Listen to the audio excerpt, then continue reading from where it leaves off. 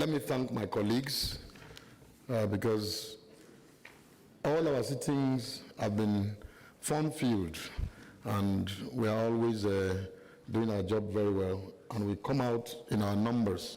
You find very few committees that turn up for sittings like this. So I commend all of us, and I know that the welfareists will soon start work by the grace of God.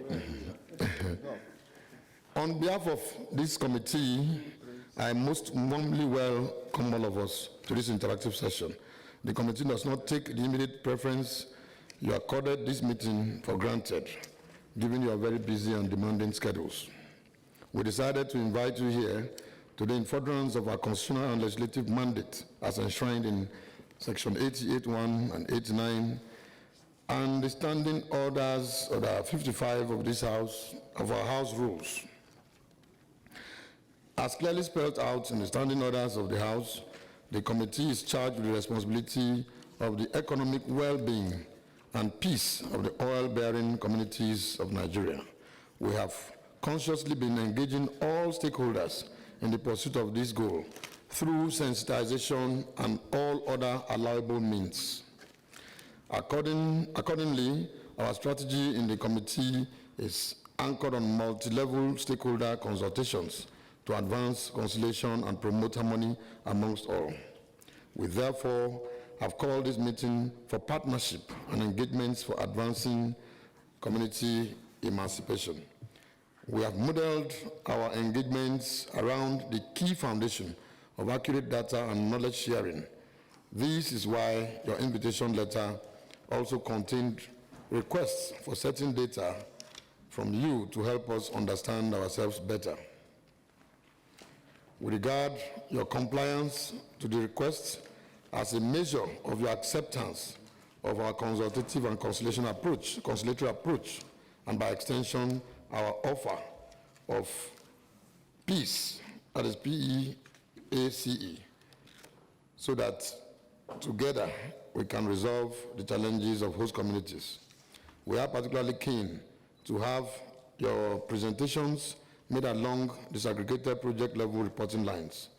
Together, we can make the host communities happy while we happily go about our businesses. I welcome all of us on behalf of the committee, and thank you. Begin by acknowledging indeed the friendly nature of the interaction of the committee, and I also recognize the fact that we called us upon to be present today as part of as an interactive session to share with the committee on the social investment programs of our company. We thank you for that opportunity again to present.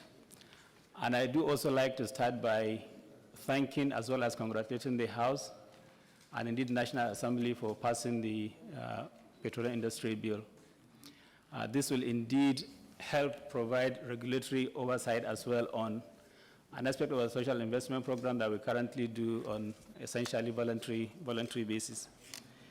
So the Shell Petroleum Development Company of Nigeria, we do conduct our operations in working closely with our host communities and also working in a collaborative manner for mutual benefit.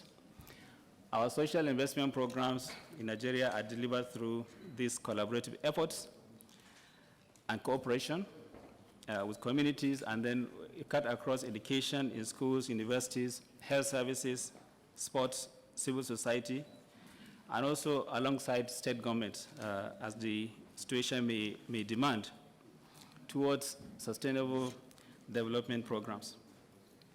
Like I said, in Shell, we actually do our social investment in twofold. The first one is normally direct social investment, where we undertake projects directly into the society. And like I said, it cut across enterprise development, education, community health, access to energy, road safety, biodiversity, and this has actually been ongoing since the year 2018. And then the second element is community-driven development programs and initiatives in the Niger Delta, where we operate. And this essentially focuses on themes that are determined by beneficiary communities, and is normally governed through the global memorandum of understanding that we do enter with those communities. From the time of 2006, when we began to implement GMOU, Mr. Chairman and honorable members, we have to date disbursed $250 million across as part of the GMOU contribution. Sorry, for how many years now? 2006 to now, that's about 17 years 17 years. or 15 years. 2006 to now, 15 years. $150 million. $250 million. $250 million. Yes. That's for the GMOU element of the social investment program. And on the abridged version, yes. Yes, but we have also. You can make reference, Okay. Okay, so indeed, we actually have given the total breakdown of our, if you can help me here on the page, total contribution made to GMOUs. I think that you see in, even though I mentioned figures in functional dollar, actually, if you go to the table that we have, unfortunately, you don't have it in pages. In the document here, we had a full contribution that we have made from. So what page is that? I think it's in the section where we had GMO. It doesn't have any page. There's no numbering. We didn't take it. So very difficult to read. So you tactically didn't want us to follow up. No, I think it's asleep on our side. I did actually mention to her that we didn't put page, so it's very difficult to. Anyway, just go ahead. Yeah. So what you have in the detail book is normally in Naira is 44. Total contribution, 44.8 billion Naira. But what I mentioned is a functional dollar value of $250 million. On an annual basis also, since 2017, we have made community-driven programs about 83, in terms of functional dollar, $87.3 million. And also on the direct voluntary social investment programs, we do normally spend between $40 to $50 million each year over the last 5 years in projects. For youth skills and development, we have a program called LiveWare, where we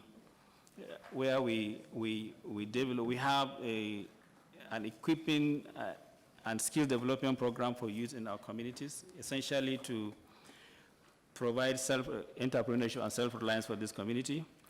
And it's under the program that we mentioned, this LiveWare program. And to date, we have trained about 6,580 youth, and have been trained. About 3,373 have received business startups. Normally, we train, and those ones who excel very well do get a startup grant to start their own business and also eventually become employers of labor. In education, that's where we have our legacy program starting from the 1950s in terms of shared scholarship schemes, which has continued to expand from university scholarship to now secondary cradle to grave kind of scholarship starting from primary school to universities, and also with some postgraduate scholarships that are normally sponsored for some bright chaps that goes to some key universities in the UK. And between SPDC and SNEFCO, we have invested about $7.7 million in form of scholarship. And like I did mention when we started in 2011, the secondary school scholarship, which essentially takes people from secondary school to universities, we have issued about 9,500 secondary school grants and about 6,000 university grants to students. And like I mentioned, we do have the postgraduate program essentially focused on our core states of Abia, Akwa Ibom, Bayelsa, Edo, Delta, and Imo states. And these ones are specific annual programs where we do take some young bright chaps to some UK universities. Yes, please. Abia, Akwa Ibom, Bayelsa, Delta, Edo, Imo, and River State. It's a postgraduate university scholarship program. No, this is different. This is just getting graduates from these states and sponsor them for postgraduate. Since 1959? No, this program started, the postgraduate one started 2011. 1950 is our university scholarship program that started from 1950. Over time, from 2011, we also started a secondary school scholarship program. And also in 2017 started a university postgraduate scholarship program as part of the education programs. I don't know if any of my colleagues here has been to Oloibiri. You've been to Oloibiri? I saw the level of development there. Very wonderful. So for Oloibiri, Mr. So Chairman, much. members, we have actually commissioned a No, I'm not taking you on that yet. I don't expect a response. I'm just telling them that I went there and I saw a lot of development going on. Thank you, Mr. Chairman. I will also, with respect to statutory payments, we have also highlighted in the document our contributions for all the statutory payments, whether it's NDDC contributions or education tax payment, as well as the contribution to NCDF, which is the Nigerian Content Development Fund, through our contracting process. We do have, of course, quite an environmental issues we mentioned around spills, and like we mentioned the last time, the greater part of the spills we do record, 90% are as a result of crude theft activities and sabotage. But we do record, we do record between 8 to 10% of operational related spills in our operations. And I wanted to just end the highlight by saying only recently, we actually, through the river sector. Sorry, don't mind me. Oh. This man has not taken a second job. He has not taken one, and he's complaining. And he's complaining. Oh. Yes. So I say only recently, Riverside government commissioned the cassava, one of the big cassava processing factory that was co-sponsored by SPDC and Riverside government in Ogoni land. And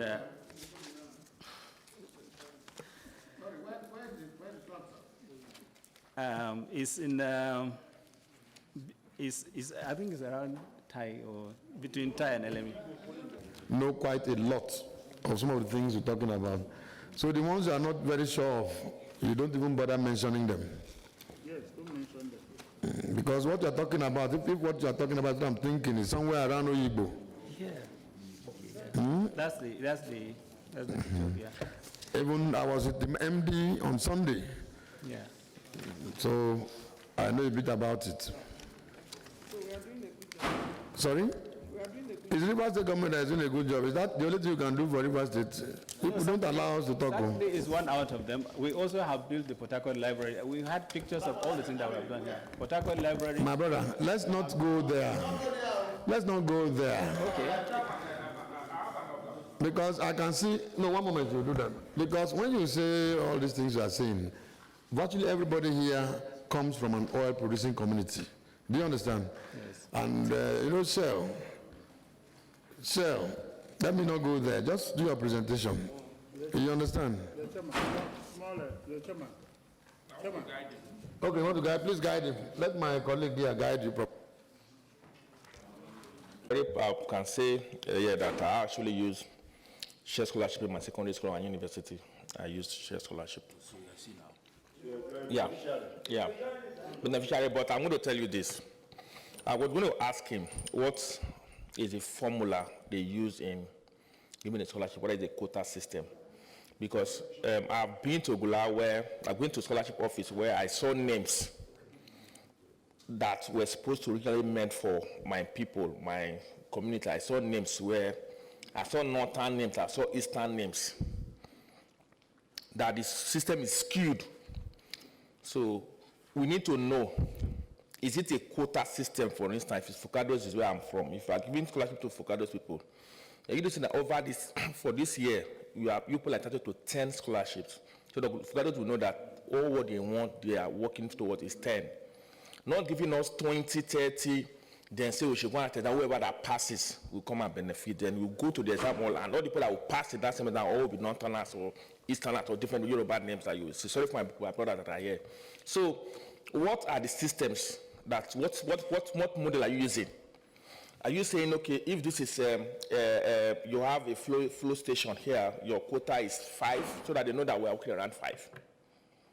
That's my number one question. The number two question. Shell have a program they call the SITP program where they bring in, they have for postgraduates and they have for maybe, I don't know, but I'm going to talk about the one for postgraduates. Where, so that one, there is somewhere in Delta State where they kept them for 6 months undergoing intensive study. At the end of the studies, results will be out. We see where our indigenous students passed very well, but they will not be employed. Madam, if you are shaking your heads based on what I'm saying, it's annoying. It's annoying. I will not take it because I know what I'm saying. Madam, please. Okay, please. Now, we see where somebody that passed very well will not be employed. There's a boy that passed, he left Futu with 2-1.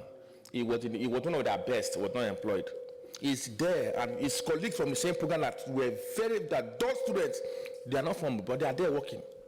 So I also want to know the mode and model you use in taking these SITP graduates and infuse them into Shell. Thank you. Please quickly respond. Limited, no more than 1 or 2% for the states that I mentioned, and it's normally advertised, and we have a consultant that normally goes through a selection criteria, and for that we deliberately ensure at least each state gets a 1. Every year we sponsor between 12 to 13 people actually for that. That's for the postgraduate scholarship that I mentioned. For the secondary school scholarship, SPDC's one is normally dedicated for Niger Delta, all right? So I can't speak specifically, Honorable Pondi, as to exact criteria whether it's allocated per community, but it's specifically for the people of Niger Delta, and I'm sure consideration is given to people from community. I can find out and give you specific details. However, we also do provide scholarship under SNEPCO, which is our sister company that is PSC. The catchment area for that is nationwide, so we also catch people from across the nation. And we specifically ensure that each state gets a certain number. So if you see people from the north or from the southwest, they probably are beneficiaries of scholarship from SNEPCO. But SPDC that is dedicated for onshore operations, our scholarship for secondary and university are dedicated for Niger Delta. I can't speak to the details around how this is allocated per community, but I know it's dedicated for Niger Delta. And this postgraduate scholarship is specifically for our host community, and I mentioned them. And it's no more than 1 or 2% per state. We deliberately ensure that each state had at least 1 member every year. Thank you, ma'am. Have a marginal field, OML 16 in Ohaji Egbema local government area of Imo State. One of the striking things about Walter Smith in relation to our social investment programs is the approach we use with respect to our communities. We employ what we call a participatory approach, meaning there are no investments, there are no developmental projects that are done in our communities without the input of our communities. As part of our submission, I submitted as well a breakdown of funds that we have expended since we started operations. One of the key things to note is our GMOU, which we signed with about six communities. In that GMOU, we have an Ibigwe Field Monitoring Board, and all projects are passed with the board. As part of our projects, we also look at what will benefit the community in terms of economy, in terms of education. We pay attention to education, we pay attention to social investment programs that are directly beneficial to the communities. 2020, January, we initiated a technical skills acquisition program for our youths. 47 youths were in attendance, and the program gave the students a broad overview of oil and gas activities, in-depth refinery functions, with the sole aim of making them employable once there are job opportunities. Directly related to this, we have about 30 field staff in our refinery operations and our Ibigwe field station. About 50% of them are employed directly from the host communities. About 5 of them are managerial staff. In terms of education, we have renovated some of the schools in Awara, Umuapu, Obiti. We've also carried out solar projects. Now, sometime in 2019, when Governor Ihedioha was the governor of Imo State, ISOPADEC and the governor approached us to do an electricity project in Imo State. As part of our contributions, we paid our contributions for electricity. Not much has happened, so it will be something the committee can note and see if we can make progress there, because Yes, so in 2019, when Governor Ihedioha was the governor of Imo State, we had a request from him and ISOPADEC to undertake electricity project for our host communities. As part of our contributions, we contributed over 100 million, 114 million to be exact. No, Naira. That's 50% of our the first tranche, and this money was paid. This is 2021. We haven't had anything about our electricity project. So have you reached out to the government? Yes? Yes, so that's part of our electricity project there. We also have our NDDC contributions. We have our Drilling Peace Initiative contributions. We have scholarship awards. During the COVID period, we ensure that we had palliatives distributed not only to Imo State government, but to the entire 6 host communities. We are very passionate about the community because we believe that they are partners in our development. We do not think that our business operations can go unhindered if we do not carry them along. It will interest this House to note that we've never had disruptions, at least in the last 5 years of our operations. We've never had any shutdown. In 2020 as well, we intended to do a town hall session where we speak to the AZs, speak to the youths, and let them know of our plans, but COVID disrupted that, but we're making plans to have that. So that's part of our key initiatives, because it's important that we do a continuous stakeholder engagement dialogue, take note of interests, take note of concerns, and make sure that all parties are carried out. We're not perfect, but there's always the desire to make sure that we are partners in progress and our communities see us that way. Our TISA program, like I mentioned earlier, was for 6 months. We're coming to an end July 9th.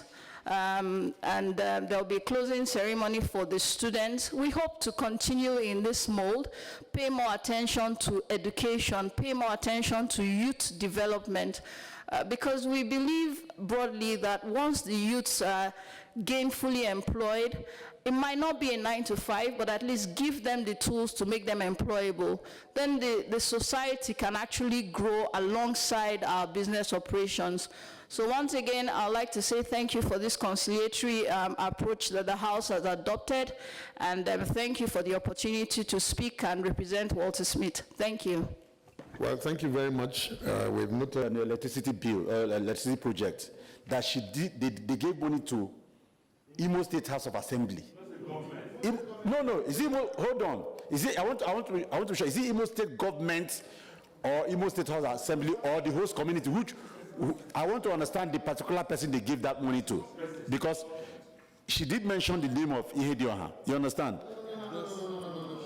Hold on. After his administration. Yes, immediately. sorry, hold on. Your microphone, please. I think that question it does not arise anymore, because I put it to her, and she said Imo State government. So, and mind you, government is a continuum. Assuming it was Ihedioha that was in office, and he collected or his own government received. It doesn't matter. But she said it was even after Ihedioha, immediately after Ihedioha. Am I right? So we gave it just before 2020, before he left. So it is given to the government To the of government Imo State. of Imo State. That is it. No, government of Imo State. Please, my brother. What was the mode of selection of the people you gave those scholarship to, and how many persons per state? Wait, hold on. Then is it an ongoing program or is just a one-off? And I think that same question too should go to LNG. Then how are those scholarships, were they actually redeemed, or is just like NDDC scholarship that they were going front and back? There were arguments saying they redeemed the scholarship or not. So we need to also verify if actually you redeemed those scholarship. That is the second question. Then I have a general question, Chairman, if you permit me, it's for all of them. Now, before operation into these communities, do you do a health check about the health hazard of the communities? If it's actually safe for your operation and for the communities, then whereby it's not safe, do you relocate such communities based on your activities? Do you also do what we call IEA, environmental impact analysis, before operation to know if it will affect the environment of your host communities? Thank you, Mr. Chairman. 15, maybe started in 2014. We made an attempt to renew the agreement, and we took it a step further to set up a foundation called the Bonny Kingdom Development Foundation that was to take over the ownership of community interventions.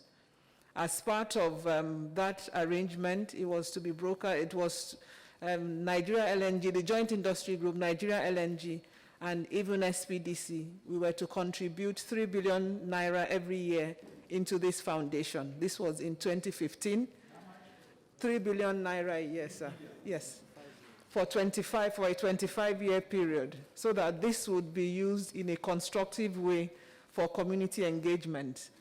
Unfortunately, some members of the committee took the foundation to court, and the case is still in court, and as a result, it has been impossible to do anything in terms of that magnitude or signing a new agreement. So we've had to revert to the agreement that was signed in 2000 to continue to use that as the framework for community interventions. Honorable Emeka did ask on a health check in terms of whether we do a health check before we have any intervention in terms of what the company does on Bonny Island. I just want to confirm that we live on Bonny Island. We have over 3,000 of our own people who live on the island, well over 700 families, Nigeria LNG staff, from the most senior levels to the lowest, who live on Bonny Island. We have a school where our own children go to. There are over 700 children there. I lived on Bonny Island for over 7 years. So whatever we do on the island also affects us. The school, is it exclusive for your staff? Some children of contractors also go to the school. What of the indigenes?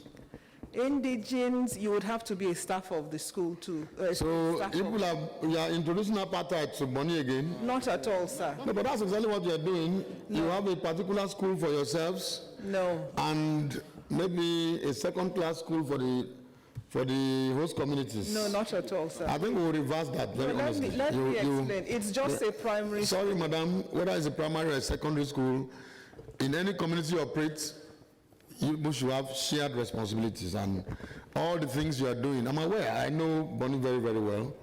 I have been to your facility severally, maybe not as a member of this house, but I think that if you have a school, you shouldn't have a school that's exclusive to you and your children. It doesn't sit well with what we have in this country. I think you have to take a look at that again, please. We did propose to build a model school, a Loyola Jesuit type school on Bonny Island. That project remained on the drawing board for over 10 years, and unfortunately, nothing has happened, not through our own fault. So we have made efforts. We've also intervened in a special needs school on Bonny Island, so that children, our own children as well, who go beyond a certain level, can also be part of that school. We are renovating several schools on Bonny Island, but we are open to whatever arrangement works. This is the sort of thing that the BKDF should have addressed. Unfortunately, that agreement is encumbered in court, and we have to fall back on the 2000 agreement. So on that one, there is not much that we can do. We are hoping that with the engagements yesterday, and maybe with the support of the state government, that an upgraded agreement can be, we can have that.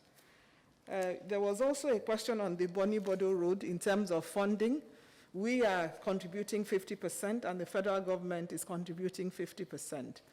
The working arrangement is that we are continuing to fund our own part of the road, and with the way the federal government is structured, from time to time, they have their own interventions as well. But there's an ongoing discussion to ensure that the funding on that road is not delayed, so that the road can be completed as projected in sometime either December 2022 or early 2023. The road is over 50% complete. It's in the brochure, over 50% complete. The Bodo end has been done. And there's currently, if you do an oversight trip, you will see that work is currently in progress on that road. On the EIA, there was an EIA done for the Boni-Bodo Road to see the impact of that road on the community. And better working relationships with all the industry players and the communities. We hope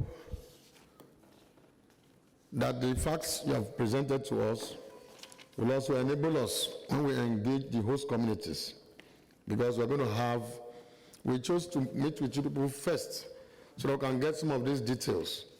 When we meet with the host communities, by His grace, most of the companies will be there, the relevant government agencies will be there, so that we can confront some of the problems we are seeing with the facts that we will have.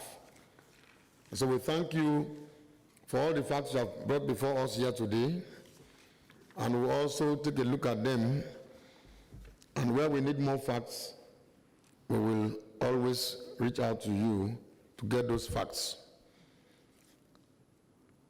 Where necessary too, we will extend visits and we'll write you to inform you when and where we want to come, so that working together will achieve some of these problems.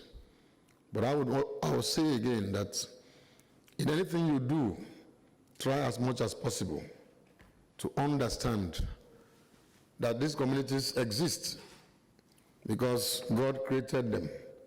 And those who live there didn't choose where to be born. They are just there because that's the way life is. And you are also there because you have to do what you're doing, which of course, no matter how you see it, to an extent has some positive impacts on the area, even if some also have some negative impacts. But how do we marry them to the extent that they don't become a calamity to our people?